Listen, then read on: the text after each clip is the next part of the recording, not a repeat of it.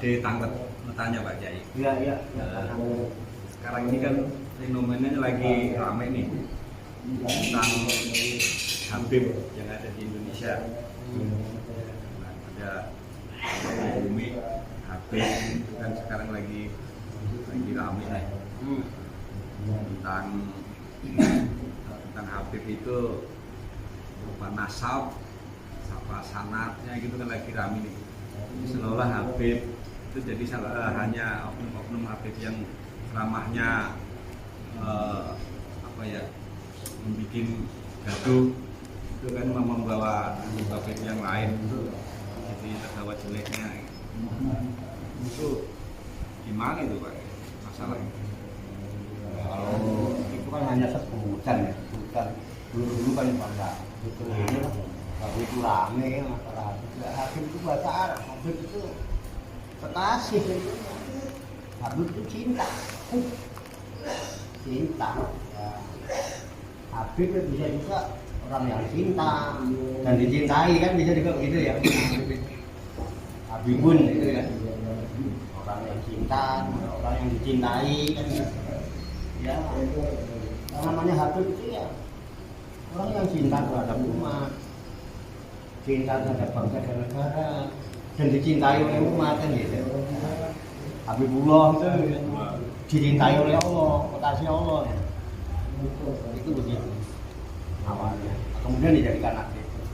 Nah, ya yang di masyarakat ya kalau yang dipanggil Habib rata-rata kan memang itu diakui atau diyakini sebagai duriah itu keturunan nasab. Duriah itu kan keturunan Nasab itu keturunan ya keturunan darah dari Nabi Muhammad. Selama ini kan orang pemahamannya gitu ya, namanya Habib itu ya orang-orang yang mempunyai garis keturunan nasab dari Nabi Muhammad, kira-kira begitulah. Ya sebenarnya nggak perlu ribut, ngapain ribut? Kalau ribut kan bukan masalah Habibnya sebetulnya kan? Nah iya, karena masalah sikap, masalah ceramahnya, sudut pandang yang berbeda dan lain sebagainya. Kemudian ya memang saling mempertahankan yang biasanya ya, dari dulu ya begitu. Ya, kalau nggak dimasalin ya nggak masalah. Juga kemarin kan ada saya nonton video Gus Pleret, salah satu contohnya itu yang mengkritik keras Habib, ceramahnya yang kasar, yang adu domba lah gitu ya. Akhirnya kan Gus Pleret sendiri dipersekusi, digeruduk lah gitu.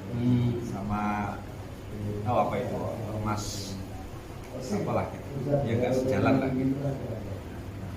Ini kan jadi ramai juga, akhirnya muncul lagi yang mulai muncul dari Banten, dari Jawa Timur.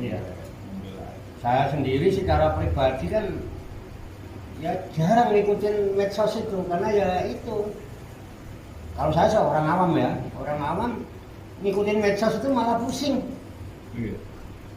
Pusing, makanya saya kadang-kadang sama HP itu jarang ya. Ya paling kalau pas gini-gini aja ini tuh HP lo nganggur. Ya kan ada begini-gini. Saya jadi kan mainan HP nggak kayak orang-orang main HP terus gitu ya. Karena apa ya? Semakin canggih ini informasi, makin ini kan kalau buat saya teknologi itu akan bermanfaat apabila digunakan untuk hal-hal yang bermanfaat. Tapi ketika digunakan untuk hal-hal yang mudarat ya bisa mengakibatkan mudarat tuh. Tergantung kita ya kan. Nah ini medsos ini kan hidupnya dari kita yang hidupin, kita matiin gitu ya.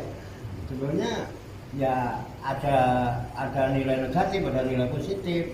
Cuman ketika dikatakan melihat video isinya gini gitu, saya jujur aja jarang ngikutin itu. Cuman ya omongan-omongan, berita-berita yang berkembang ini kan, ini seolah-olah Indonesia ini kayak waduh ribut, ricuh, orang nonton terme gitu ya. Ini kan oleh Arab nonton kapan? Sesama Muslim Islam. Ya sesama Muslim.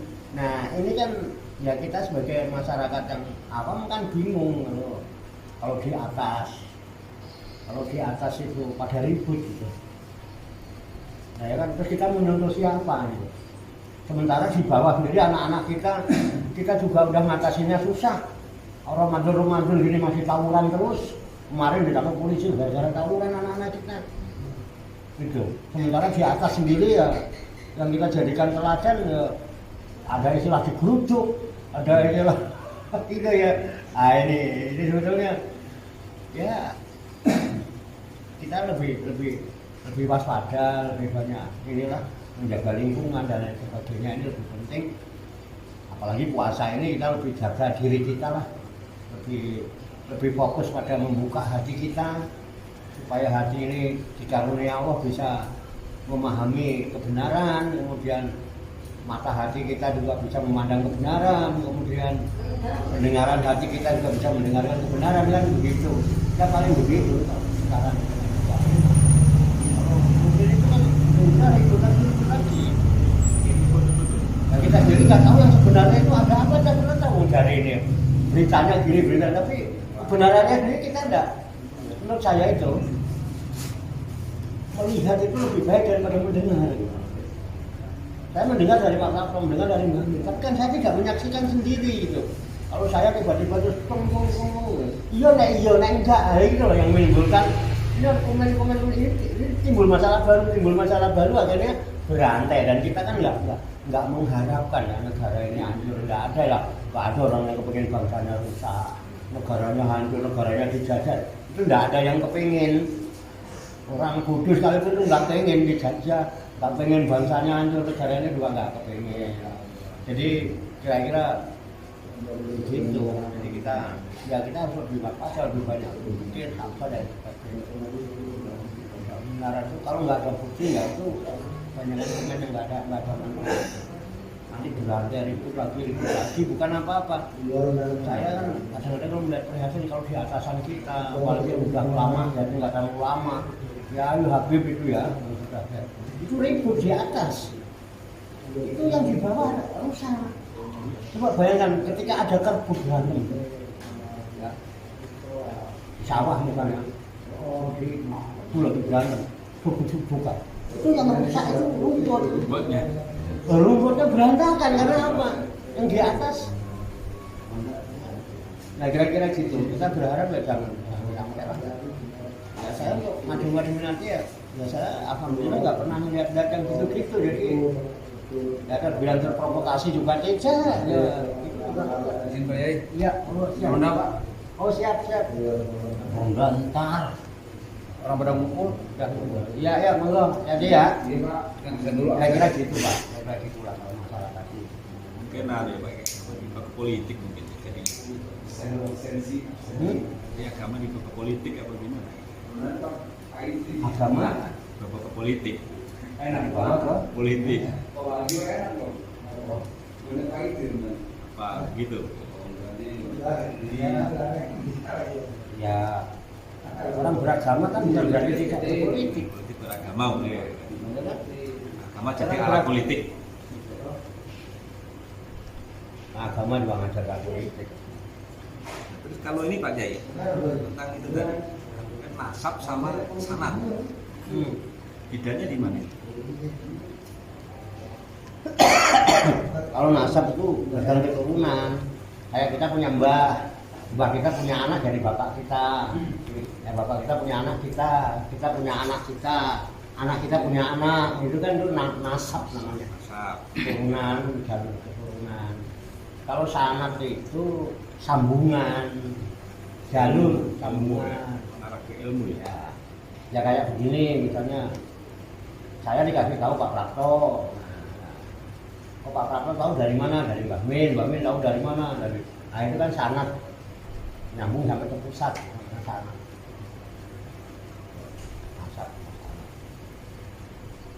Ini yang jadi tadi yang tadi awal tadi ya itu, jadi soal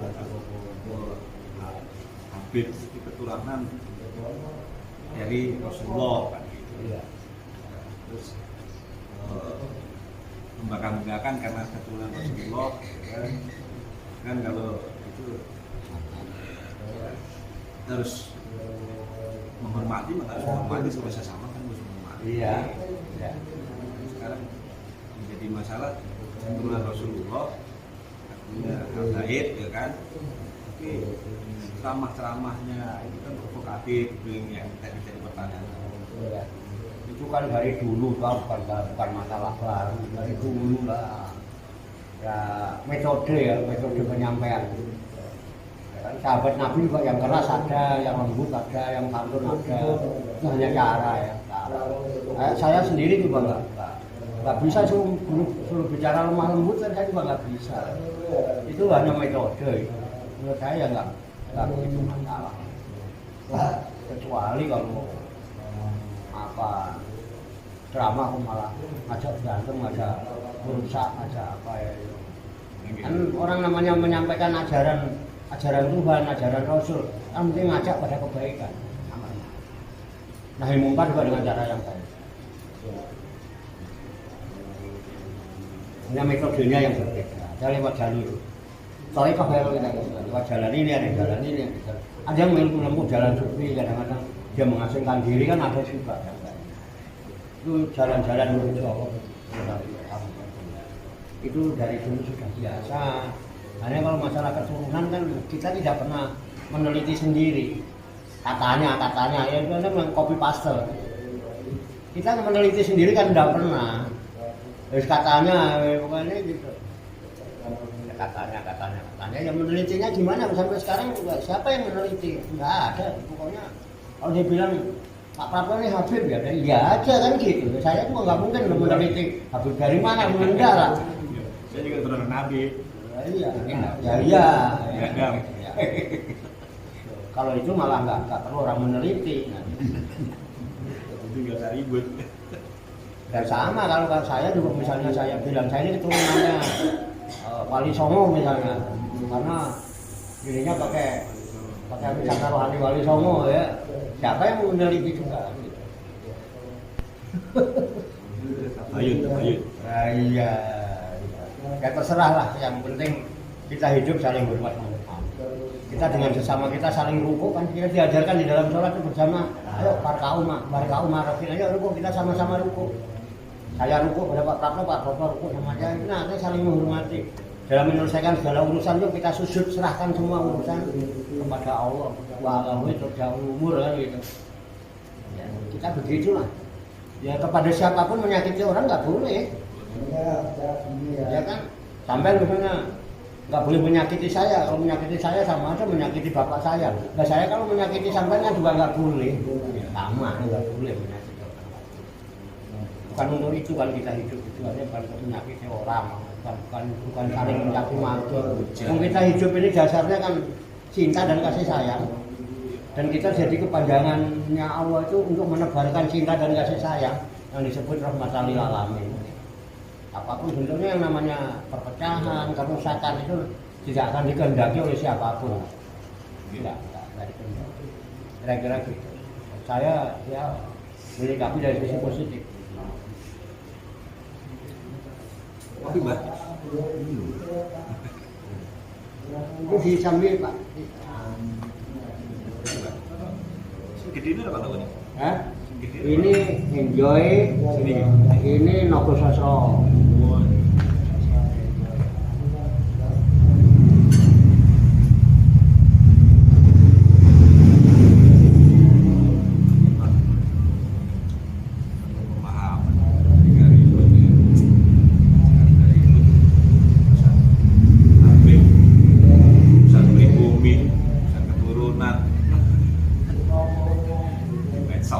Ya nggak apa-apa, boleh-boleh aja.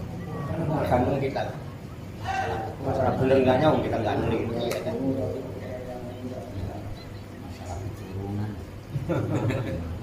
Yang penting hidup ini membawa manfaat. Itu intinya. Jadi pertimbangannya manfaat kamu. Buat apa sih sebutan-sebutan ini? Gitu. Cuma sebutan. Timbangnya but, rapulaan, sebut. Sebutan kan, cuma sebutan. Yang penting kan nyatanya. Yang penting kenyataannya. Hidup ini kan orang yang ditunggu kenyataan, bukti. sesuatu yang nggak bisa dibuktikan, nggak ada buktinya.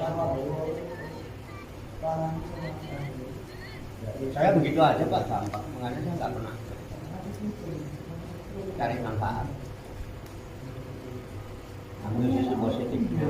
Ya kan, kalau diturutin mah dunia ini ya agak positif dan negatif. Kalau nggak bagus ya jelek. Nggak bagus ya jelek. Kalau nggak baik ya buruk. Kita nggak harus jadi yang terbaik kan. Tapi paling nggak kita ada kemauan untuk berbuat baik. Kemauan berbuat baik.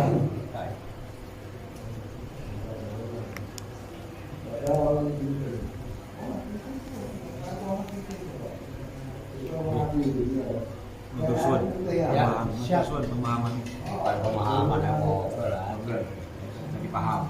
Ngobrol ya, ngopi. Ini kan paham. Turunan,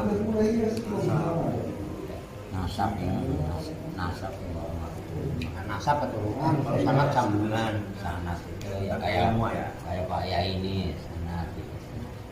ilmunya, ilmu. Bersambung, Gitu. sapi.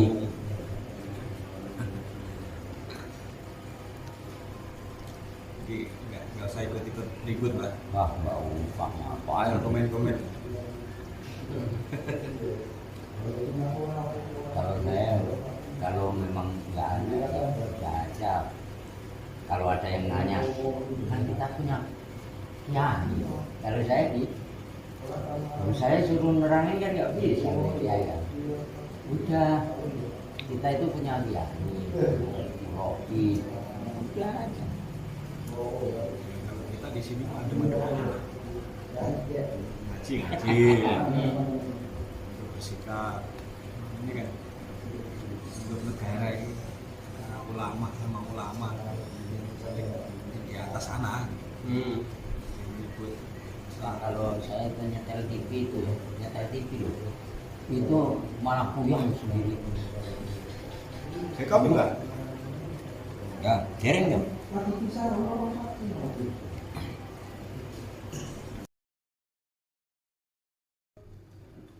Kembali ya masalah tadi setan ya, setan. Jadi kalau kita memahami setan sebenarnya simpel kalau tahu kronologisnya itu ya. Nah, sebetulnya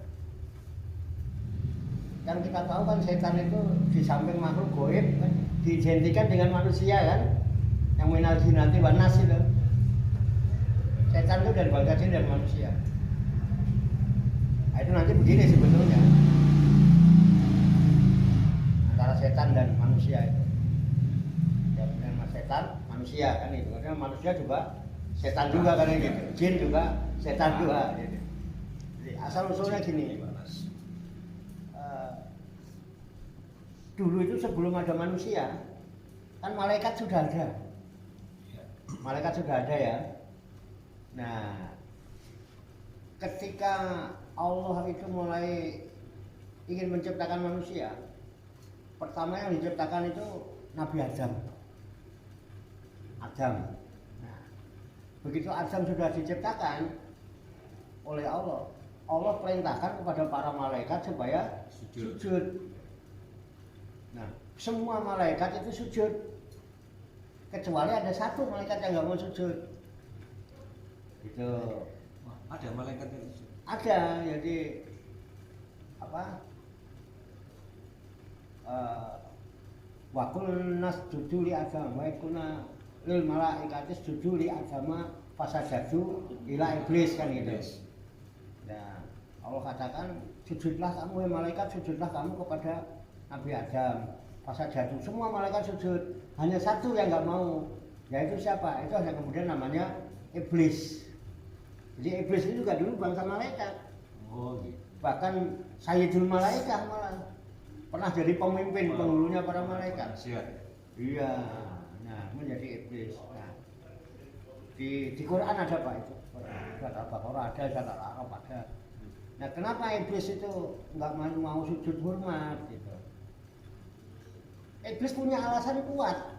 Herannya itu iblis punya alasan kuat. kata iblis, ya Allah ya Rabb, bagaimana mungkin aku harus hormat dengan Adam, sedangkan anak khairu minhu gitu.